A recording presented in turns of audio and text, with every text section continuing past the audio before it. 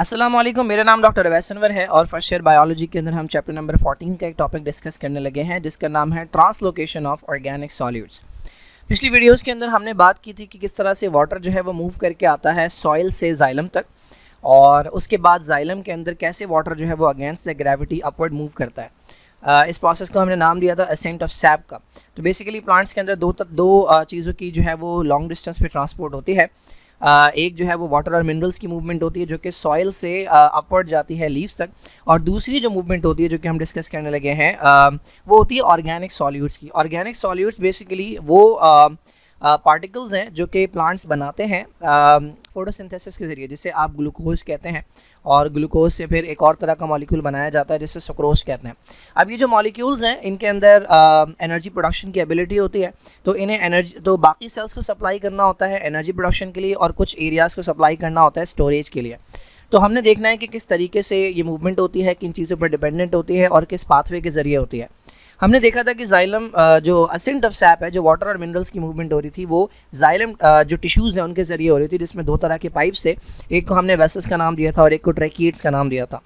जो ट्रांसलोकेशन होती है ऑर्गेनिक सॉल्यूट्स की, उसके आगे ही आपको लिखा हुआ नज़र आ रहा है फ्लोएम ट्रांसलोकेशन। तो बेसिकली ये फ्लोएम के ज़रिए होती है। फ्लोएम जो है एक तरह के टिश्यूज़ होते हैं जिसमें एक तो ट्यूब्स होती हैं जिन्हें हम सीव ट्यूब्स कहते हैं, और एक उसके साथ एडिशनल सेल्स होते हैं जिन्हें हम कंपेनियन सेल्स कहते हैं। ये मैं दिखाऊँगा अभी। तो ये हमारे पास थोड़ी सी डेफिनेशन समझ लें। प्रोडक्ट ऑफ फोटोसिंथेसिस जो बेसिकली ग्लूकोज होता है, ग्लूकोज के बनने के बाद वो आगे जाके सक्रोज बनता है। ये मैच्योर लीव से, यानी लीव्स का काम है फोटोसिंथेसिस करना। यहाँ से जाता है ग्रोइंग और स्टोरेज ऑर्गन में। ग्रोइंग ऑर्गन्स के अंदर क्यों जा रहा है? ताकि उससे एनर्जी प्रोड्यूस की जा सके और अपनी डिमांड को पूरा किया जाए। और स्टोरेज ऑर्गन्स के अंदर क्यों जा रहा है? ताकि उस वक्त के लिए बचाया, जैसे दिन में अगर फोटोसिंथेसिस हो रहा है तो फूड प्रोडक्शन हो रही है, लेकिन रात में नहीं होगा, तो रात के वक्त इन्हीं स्टोरेज ऑर्गन से, इन्हीं स्टोरेज पार्ट से तोड़ कर जो है वो पूरी प्लांट की बॉडी में सप्लाई किया जाएगा। अच्छा, अब इसकी जो डायरेक्शन होती है वो बेसिकली हमारे पास दो एरियाज होते हैं। एक को हम कहते हैं सोर्स और एक को हम कहते हैं सिंक। ये जो मूवमेंट होती है ये हमेशा होती है सोर्स से सिंक की तरफ। सोर्स वो एरिया है कि या तो यहाँ पर फूड प्रोडक्शन हो रही है, या तो मॉलिक्यूल की प्रोडक्शन हो रही है, या फिर यहाँ पर बहुत ज़्यादा अमाउंट ऑलरेडी स्टोर हुआ हुआ है। और सिंक वो एरिया होता है या तो यहाँ पर स्टोरेज होनी है आगे जाके, या फिर यहाँ पर जो है वो ज़रूरत है। तो फॉर एग्जांपल अगर हम बात करें नॉर्मल एडल्ट प्लांट की, तो सोर्स क्या होता है जहाँ से फूड पार्टिकल्स मूव करते हैं? वो होते हैं लीव्स, क्योंकि लीव्स के अंदर फूड प्रोडक्शन हो रही होती है, फोटोसिंथेसिस हो रहा होता है। और सिंक जो है आपके जितने भी ग्रोइंग एरियाज़ हैं, या जो भी रूट्स हैं, या जो भी स्टोरेज पार्ट्स हैं, वो तमाम एरियाज़ जो हैं वो कहलाते हैं सिंक। लेकिन कई बार ये चीज़ें इंटर कन्वर्टेबल भी होती हैं। फॉर एग्जांपल अगर आपने सीड लगाया है, ज़मीन में आपने सीड लगाया है, तो अभी जो आपका सोर्स बनेगा ना वो बनेगा सीड, क्योंकि आपको पता है सीड के अंदर फूड स्टोर होती है in the form of endosperm. और इस सीड से जो नया प्लांट बना है, नया प्लांट जो इससे निकला है, यंग प्लांट जो निकला है, वो बेसिकली सिंक है। तो इसमें से जो खाना स्टोर है वहाँ से मूव करके जाएगा इस यंग प्लांट तक, जो ग्रोइंग पार्ट है बेसिकली, क्योंकि अभी ये फोटोसिंथेसिस खुद से नहीं कर सकता। तो ये दो एरियाज़ होते हैं, दो लोकेशंस होती हैं। एक को हम सोर्स कहते हैं जहाँ से मूवमेंट हो रही होती है, और एक को हम सिंक कहते हैं जिसकी तरफ मूवमेंट होती है, और ये होती है स्पेशलाइज्ड टिश्यू के ज़रिए जिन्हें हम सीव टिश्यूज़ कहते हैं, सीव एलिमेंट्स कहते हैं, या फ्लोएम जो पाइप्स होते हैं जिन्हें हम इसी वजह से इस प्रोसेस को हम फ्लोएम ट्रांसलोकेशन का नाम भी देते हैं। अभी जो प्रोसेस है ना ये है बहुत आसान सा, बहुत छोटा सा प्रोसेस है, ठीक है, बहुत इजी प्रोसेस है। तो पहले मैं आपको प्रोसेस समझा दूँ, उसके बाद हम टेक्स्ट में देख लेंगे क्या बातें हैं जो मैंने आपको बतानी है। ये बुक की डायग्राम है, थोड़ी सी कॉम्प्लिकेटेड है, ठीक है, थोड़ी सी अजीब सी बनी हुई है। तो पहले हम सिंप्लीफाइड वर्जन देख लेते हैं, उसके बाद मैं इसमें भी समझा दूँगा, बहुत आसान है। तो यहाँ अगर आप देखें, ये वो पाइप है कि जिसके ज़रिए वाटर और मिनरल्स ऊपर जाते हैं, ठीक है। ये प्रोसेस कहलाता है असेंट ऑफ सैप, ठीक है। इसका भी कुछ हद तक रोल है यहाँ पे, कुछ हद तक क्या, काफ़ी रोल है इसका इस प्रोसेस के अंदर, ट्रांसलोकेशन के अंदर। और ये वो पाइप है जिन्हें हम फ्लोएम कहते हैं, ठीक है। ये टिश्यू है पूरा फ्लोएम। इसके अंदर ये जो आपको नज़र आ रही है ट्यूब, ये सीव ट्यूब है। इसके साथ ये जो सेल आपको नज़र आ रहे हैं ये कंपेनियन सेल कहलाते हैं, ये साथी हैं। और ये वो सेल्स हैं जो एडिशनल सेल्स हैं। अब इसमें से एक सेल जो है ये लीफ का सेल है, ये सोर्स सेल है, यानी यहाँ पर जो है ये फूड प्रोडक्शन हो रही है। और एक सेल इन्होंने दिया हुआ है रूट का सेल, जो कि बेसिकली सिंक के तौर पर बिहेव करेगा। देखें सोर्स के अंदर बहुत ज़्यादा फूड के पार्टिकल आपको नजर आ रहे हैं, ऑर्गेनिक मॉलिक्यूल नजर आ रहे हैं, और सिंक के अंदर नहीं है। तो जहाँ पर ज़्यादा मॉलिक्यूल है वहाँ से मूवमेंट होगी, जहाँ पर कम मॉलिक्यूल है उनकी तरफ, ठीक है। अब देखिए मूवमेंट बहुत आसान है। सबसे पहले ये जो सोर्स सेल हैं, यहाँ पर ये जो लीफ के सेल हैं, इन्हें हम कहते हैं मीजोफिल सेल। लीव्स में जो मीजोफिल सेल्स होते हैं ये बनाते हैं फूड। अब इन मीजोफिल सेल में बनता जो है ना वो ग्लूकोज बनता है, लेकिन ये जो ट्रांसपोर्ट होती है उसके अंदर अगर आप देखें तो लिखा हुआ है सुक्रोज। तो कुछ ग्लूकोज जो है ना उसे कन्वर्ट किया जाएगा उसके आइसोमर के अंदर। आपको पता है एंजाइम्स होते हैं जिसका नाम आइसोमेरेज होता है, वो ग्लूकोज से बना देगा फ्रक्टोज। तो कुछ ग्लूकोज फ्रक्टोज में कन्वर्ट हो जाएगा, कुछ ग्लूकोज सलामत रहेगा, इन दोनों को जोड़ के बनाया जाएगा क्या, सुक्रोज। और ये सुक्रोज है जिस फॉर्म के अंदर जो फूड है वो ट्रांसपोर्ट होती है। तो ये जो लीव्स हैं इनके अंदर ये सुक्रोज सिंथेसिस हो गया, मीजोफिल सेल्स के अंदर सुक्रोज सिंथेसिस हो गया। उसके बाद इस सुक्रोज को डाला जाएगा इस सेल में, बराबर वाले सेल में, जिसे हम कहते हैं कंपेनियन सेल। कंपेनियन सेल तक जाना जो है ना ये कहलाती है शॉर्ट डिस्टेंस ट्रांसपोर्ट, क्योंकि सेल ने जो है ये थोड़ा सा डिस्टेंस मूव किया है। सराउंडिंग के सेल्स में जाना ये शॉर्ट डिस्टेंस ट्रांसपोर्ट कहलाती है। उसके बाद ये कंपेनियन सेल्स क्या करेंगे, इस फूड को डंप कर देंगे इस फ्लोएम के अंदर। ये वाला जो स्टेप है कि जिसके अंदर फूड पार्टिकल या जो सुक्रोज है उसको डाला जाता है इस सीव ट्यूब के अंदर, ये स्टेप कहलाता है फ्लोएम लोडिंग, ठीक है। This is known as phloem loading. और ये काम एक्टिवली होता है, यानी सेल को अपनी एनर्जी लगानी पड़ती है जो सुक्रोज है उसे ट्रांसपोर्ट करने के लिए कंपेनियन सेल से कहाँ पे, इस फ्लोएम के अंदर, इस सीव ट्यूब के अंदर। अब देखिए यहाँ पर जब वो आ जाएगा, सुक्रोज आ जाएगा, तो इस एरिया के अंदर जो सॉल्यूट की कॉन्सेंट्रेशन है वो बहुत ज़्यादा हो जाएगी। जहाँ पर भी सॉल्यूट ज़्यादा होता है ना वो अट्रैक्ट करता है वाटर को। सॉल्यूट बेसिकली आप समझ लें मैग्नेट के तौर पर बिहेव करेगा, और वाटर जो है ना वो आयरन की जो फाइलिंग्स होती हैं या कोई भी मेटल का जो पीस है उसके तौर पर बिहेव करेगा। तो सॉल्यूट जो है ना वो अट्रैक्ट करता है वाटर को। जैसे ही ये सुक्रोज यहाँ पर आएगा, यहाँ कुछ चेंजेस आएंगे। वो चेंजेस के ऊपर मैं बात नहीं कर रहा, वो टर्म्स जो है ना मैं बाद में एक्सप्लेन करूँगा। ये जो वाटर पोटेंशियल है या जो ऑस्मोटिक पोटेंशियल है, बहुत आसान सी टर्म्स हैं, बट हम उनके बगैर उनको समझने की कोशिश करेंगे। जब यहाँ पर सुक्रोज आ गया तो ये एरिया जो है ना ये कॉन्सेंट्रेटेड हो गया। कॉन्सेंट्रेटेड के लिए एक वर्ड यूज़ किया जाता है हाइपरटोनिक। अब ये एरिया हो गया हाइपरटोनिक। जब भी हम हाइपरटोनिक की टर्म यूज़ करते हैं ना तो हम दो एरियाज़ को कंपेयर कर रहे होते हैं। ये एरिया अगर हाइपरटोनिक हुआ है तो कोई एरिया हाइपो होगा जहाँ पर सॉल्यूट कम है, तो वो जाइलम है। जाइलम के अंदर मेनली वाटर मौजूद है, तो जाइलम का जो इन्वायरमेंट है ना वो है हाइपोटोनिक। मैंने आपको समझाया था कि जाइलम के अंदर एक तो यहाँ पर होल्स होते हैं, ये वेसल बना हुआ है, वेसल के अंदर यहाँ पर आपको बताया कि वॉल्स मौजूद नहीं होती, तो पानी एक तो ऊपर की तरफ जा रहा है, और मैंने आपको बताया था कि साइड में भी कुछ होल्स होते हैं जिन्हें पिट्स कहते हैं। जैसे ही सुक्रोज जो है ना वो डंप किया जाता है इस सीव ट्यूब के अंदर, तो यहाँ का एनवायरनमेंट हो जाता है हाइपरटोनिक इतने ज़्यादा सॉल्यूट की वजह से, और यहाँ का एनवायरनमेंट हो जाता है हाइपोटोनिक, यहाँ पर यानी यहाँ पर जो सॉल्यूट है वो बहुत कम है, वाटर बहुत ज़्यादा है। अब यहाँ वाटर है ज़्यादा और इसके अंदर है वाटर कम, फ्लोएम के अंदर है वाटर कम। वाटर हमेशा मूव करता है जहाँ ज़्यादा हो वहाँ से कम की तरफ, तो ये सॉल्यूट जो है ना ये वाटर को अट्रैक्ट करते हैं और वाटर जाइलम से मूव करने लगता है फ्लोएम की तरफ। जाहिर है जब वाटर कंटिन्यूसली इधर आएगा तो यहाँ पर प्रेशर जनरेट होगा, उस प्रेशर की वजह से ये जो सॉल्यूशन बना है अब ये मूव करना शुरू करता है सोर्स से किसकी तरफ, सिंक की तरफ। अब ये सॉल्यूशन जो है ये इस सीव ट्यूब के अंदर, इस सीव ट्यूब, इसे सीव ट्यूब इसे कहते हैं, इसलिए कहते हैं बिकॉज इसके अंदर ये जो आपको वॉल्स नज़र आ रही हैं इसके अंदर होल्स मौजूद हैं, ये सीव प्लेट्स कहलाती हैं, और ये सीव प्लेट्स का बहुत इंपॉर्टेंट रोल होता है, ये प्रेशर को मेंटेन करने के काम आती हैं। अब ये जो सोल्यूशन बना है ये कंटिन्यूसली मूव कर रहा है और ये सोर्स से मूव करता हुआ जाएगा किसी पार्ट की तरफ जिसे हमने सिंक का नाम दिया हुआ है, जहाँ पर सॉल्यूट के पार्टिकल्स नहीं है। जब ये सिंक पर पहुँचेगा ना तो सिंक पर पहुँचने के बाद क्या होगा, यहाँ के जो सेल्स हैं ये क्या करेंगे, इसमें से सुक्रोज को निकालेंगे, एनर्जी लगाकर सुक्रोज को निकालेंगे, और निकालने के बाद सिंक के जो सेल्स हैं उनके हवाले कर देंगे।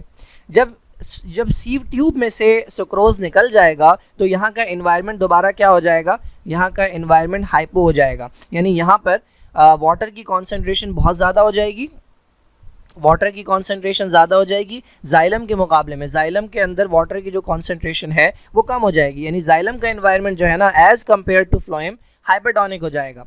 तो अगर ये हाइपर है और ये हाइपर है तो वाटर हमेशा मूव करता है हाइपो से हाइपर, तो वाटर जो है ना वो यहाँ से वापस चला जाएगा। तो ये इस वाटर का बेसिकली काम क्या था, इस वाटर का काम था जो फूड है, फूड पार्टिकल्स हैं या जो सॉल्यूट के पार्टिकल्स हैं उन्हें सोल्यूशन की फॉर्म में सोर्स से सिंक की तरफ लेकर जाना। ठीक है, तो यहाँ पर जो कुछ पैरामीटर्स हैं उनमें चेंज आता है। ये वाला जो स्टेप था कि जिसके अंदर कंपेनियन सेल से फूड पार्टिकल्स जा रहे थे, सुक्रोज जा रहा था फ्लोएम के अंदर, इसे हमने नाम दिया था फ्लोएम लोडिंग का। इस फ्लोएम लोडिंग की वजह से यहाँ का इन्वायरमेंट कॉन्सेंट्रेट हुआ और वाटर अंदर आया, एक प्रेशर जनरेट हुआ जिसकी वजह से फूड ने मूव करना शुरू किया सोर्स से सिंक की तरफ। सिंक के अंदर क्या हुआ, फ्लोएम अनलोडिंग हुई, ये जो सुक्रोज को निकाल लिया गया यहाँ पे, this is called phloem unloading. Unloading की वजह से इन्वायरमेंट दोबारा से डाइल्यूट हो गया, यानी यहाँ पे सॉल्यूट कम और वाटर बहुत ज़्यादा हो गया, इतना ज़्यादा कि वो जाइलम के मुकाबले में भी ज़्यादा हो गया। तो वाटर मूव करना शुरू हो गया, जहाँ ज़्यादा है वहाँ से कम की तरफ, और ये वाटर दोबारा से जाइलम के अंदर चला गया। So this is the basic mechanism, this is the basic principle, this is the basic theory जिसके ऊपर ये वर्क करती है। एक थ्योरी है जो कि इसे एक्सप्लेन करती है, इसे हम प्रेशर फ्लो थ्योरी या प्रेशर फ्लो हाइपोथेसिस कहते हैं। मंच नाम का एक बनता था, इसे मंच फ्लो हाइपोथेसिस भी कहते हैं या मंच हाइपोथेसिस भी कहते हैं। तो वो बेसिकली यही एक्सप्लेन करती है। पहले मैं बुक के अंदर डायग्राम दिखाऊँ आपको, उसके बाद हम टेक्स्ट की तरफ चलेंगे। तो ये हमारे पास जाइलम है, ठीक है, ये जाइलम का वेसल है, और ये हमारे पास सीव ट्यूब है, इसके साथ ये लगा हुआ है कंपेनियन सेल और इसके साथ ये लगा हुआ है सोर्स सेल। इस तरफ सोर्स सेल है और इस तरफ हमारे पास ये सिंक का सेल है। तो सोर्स सेल के अंदर सुक्रोज बनाया जा रहा है, पहले ग्लूकोज बनाया जाएगा, उसके साथ फ्रक्टोज को ऐड किया जाएगा और सुक्रोज बनाया जाएगा। सुक्रोज को पहले डाला जाएगा कंपेनियन सेल के अंदर और कंपेनियन सेल के बाद उसे डाला जाएगा कहाँ पे, फ्लोएम के अंदर। This is called phloem loading. अब इस फ्लोएम लोडिंग की वजह से यहाँ का एनवायरनमेंट हाइपरटोनिक हो गया। देखें ये कुछ नंबर्स लिखे हुए हैं, ये बेसिकली सॉल्यूट पोटेंशियल और वाटर पोटेंशियल लिखा हुआ है, इसके चक्कर में ना पड़े, कोई मसला नहीं है। जैसे ही कॉन्सेंट्रेटेड हुआ उसकी वजह से हुआ ये कि वाटर ने मूव करना शुरू कर दिया जाइलम से फ्लोएम के अंदर। यहाँ पर वाटर के अंदर आने की वजह से एक प्रेशर जनरेट हुआ, वो प्रेशर जो है ना इस पूरे सोल्यूशन को लेकर जाता है सोर्स से सिंक की तरफ। सिंक के अंदर क्या हुआ, सॉल्यूट निकाल लिया गया। जब सॉल्यूट निकाल लिया तो यहाँ पर जो कॉन्सेंट्रेशन थी वो डिक्रीज हो गई और वाटर बैकवर्ड चला गया। ठीक है, आसान अल्फाज में आप ऑस्मोटिक प्रेशर एक चीज़ याद रख लें। ऑस्मोटिक प्रेशर क्या होता है या ऑस्मोटिक पोटेंशियल याद रखें। ऑस्मोटिक पोटेंशियल और ऑस्मोटिक प्रेशर एक ही तरह से याद रख लें। ये बेसिकली वाटर को अट्रैक्ट करने की एबिलिटी होती है। ठीक है, अब अगर यहाँ पर सॉल्यूट डाला तो यहाँ का ऑस्मोटिक प्रेशर क्या हुआ, इंक्रीज हुआ। जैसे ही सॉल्यूट एंटर हुआ, जैसे ही सुक्रोज फ्लोएम के अंदर आया, यहाँ का ऑस्मोटिक प्रेशर इंक्रीज हुआ। यानी ऑस्मोटिक प्रेशर का मतलब यहाँ की वाटर को अट्रैक्ट करने की जो एबिलिटी थी वो इंक्रीज हो गई, तो वाटर मूव करके आ गया इधर।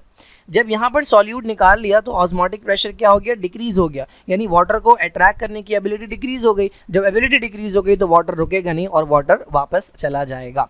ठीक है, एक तो वाटर आ रहा है जाइलम से, दूसरा जो सराउंडिंग के सेल्स हैं उनसे भी आपको वाटर आता हुआ दिखाई दे रहा है।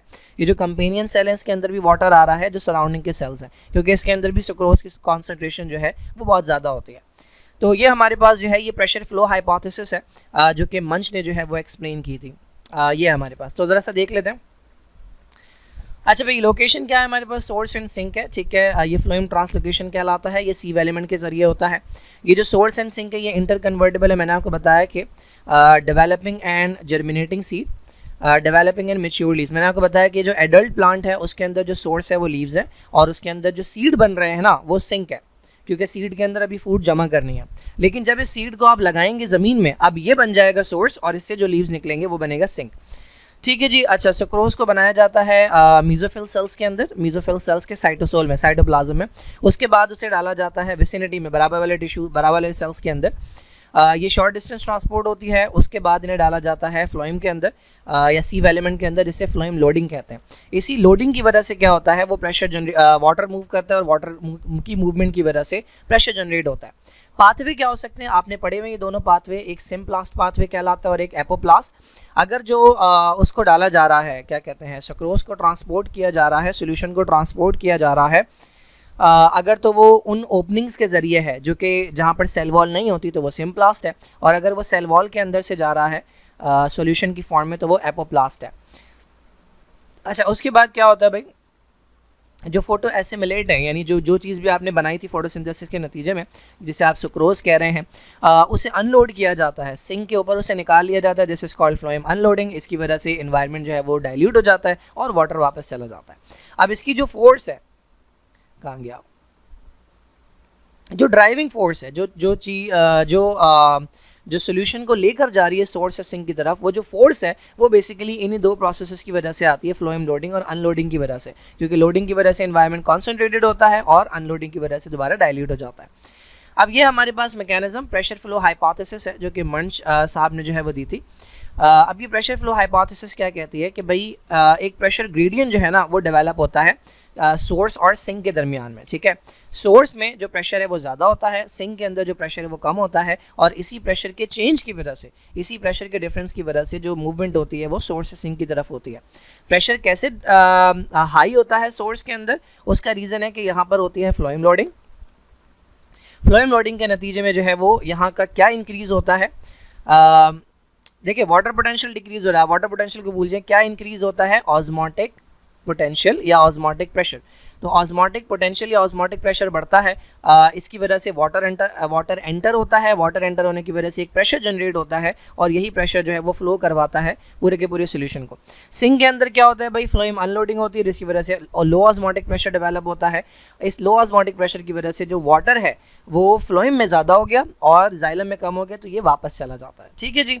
सीव प्लेट्स का काम क्या है, ये जो हमने देखा था छोटे छोटे होल्स मौजूद थे, इन सीव प्लेट्स का काम है कि ये रेजिस्टेंस प्रोवाइड करते हैं और प्रेशर का जो चेंज है सोर्स और सिंक के दरमियान जो डिफरेंस है प्रेशर का, उसे बरकरार रखते हैं। तो हमने बात कर ली कि भाई ये जो सोर्स से सिंक मूवमेंट हो रही है ये प्रेशर ग्रेडियंट की वजह से, प्रेशर के डिफरेंस की वजह से हो रही है, जो कि रिस्पॉन्सिबल है पार्टिकल्स को मूव करवाने के लिए, ठीक है जी। ये है हमारे पास फ्लोएम ट्रांसलोकेशन। इतना मुश्किल टॉपिक नहीं है, कोई बड़ा आसान सा टॉपिक है। एक डायग्राम और दी हुई है यहाँ पे, इसको भी देख लेते हैं। ये एक हमारे पास एपरेटस है, डबल ऑस्मोमीटर कहलाता है ये एक्सप्लेन करता है इस बल्क, अच्छा इसे बल्क फ्लो हाइपोथेसिस भी कहते हैं, जो मंच हाइपोथेसिस है, क्योंकि जो फ्लूइड है वो बल्क के अंदर मूव कर रहा है, जो पार्टिकल्स है वो बल्क के अंदर मूव कर रहे हैं। अब इसके अंदर ये ना एग्ज़ाम के अंदर भी आ चुकी है, आई थिंक MCAT के पेपर के अंदर आ चुकी है कि इसको लेबल करने के लिए कहा गया था, प्लांट्स के अंदर के पार्ट्स, प्लांट्स के जो पार्ट्स हैं उनके हिसाब से लेबल करने के लिए कहा गया था। तो देखिए भाई बहुत आसान सी बात है, अब इसमें जो है ना वो मूवमेंट हो रही है सॉल्यूट की, और एक जगह से दूसरी जगह हो रही है, तो जिस जगह से मूवमेंट हो रही है वो सोर्स होगा, और जिस जगह मूवमेंट हो रही है वो सिंक होगा, ठीक है। यहाँ पर हमें नज़र आ रहा है कि सॉल्यूट ऐड हो रहा है, तो ये वाला एरिया जो है हमारे पास ये क्या होगा, ये सोर्स होगा, और यहाँ पर हमें नज़र आ रहा है कि सॉल्यूट रिमूव हो रहा है, तो ये एरिया हमारे पास क्या होगा, ये हमारे पास सिंक होगा। तो देखिए भाई ये जो ए है, ये जो बल्ब बना हुआ है, ठीक है, ये सोर्स है, ठीक है, ये सोर्स है। सोर्स बेसिकली आपके लीव्स होते हैं, यहाँ पर फूड सिंथेसाइज हो रही है। जब यहाँ पर सॉल्यूट ऐड हो गया, ठीक है, तो उसकी वजह से यहाँ पर एक अदद कॉन्सेंट्रेशन डेवलप हो गई। जैसी कॉन्सेंट्रेशन डेवलप हुई, इस टैंक के अंदर जो पानी पड़ा हुआ है वो अंदर आना शुरू हो गया। जब टैंक के अंदर का पानी जो है ना वो इस बल्ब के अंदर आएगा, तो यहाँ पर प्रेशर जनरेट होगा, जो कि इसे फ्लो करवाएगा इस पाइप के ज़रिए। तो जिस पाइप के ज़रिए फूड जाती है वो बेसिकली क्या होता है, वो फ्लोएम होता है। तो ये जो पाइप है हमारे पास ये फ्लोएम है, सी जो है ना ये फ्लोएम है। अब ये फूड जो है ना ये सोर्स से मूव कर रही है और ये इस बल्ब के अंदर जा रही है, ठीक है, इस बल्ब के अंदर जा रही है। तो ये जो बी है हमारे पास ये सिंक है, इसे आप रूट कह लें, क्योंकि स्टोरेज ऑर्गन के तौर पे। तो यहाँ से सॉल्यूट को निकाला जा रहा है। जब सॉल्यूट को निकाल लिया इस बल्ब में से, तो यहाँ का एनवायरनमेंट हो गया दोबारा से डाइल्यूट। तो जो पानी इसके अंदर मौजूद था वो पानी दोबारा से बाहर चला गया, टैंक के अंदर चला गया। अब इस टैंक के अंदर से मुसलसल पानी कम हो रहा है ना, तो एक पाइप मुझे यहाँ पर नज़र आ रहा है जिसके ज़रिए इस टैंक से, टैंक नंबर 1 से टैंक नंबर 2 के अंदर मुसलसल पानी आ रहा है। तो ये कौन सा है, ये कौन सा पाइप है जिसके ज़रिए पानी मूव करता है, तो ये बेसिकली जाइलम है, ठीक है। तो ये डायग्राम है जो कि एक्सप्लेन करती है बल्क फ्लो हाइपोथेसिस को। So this is all about translocation.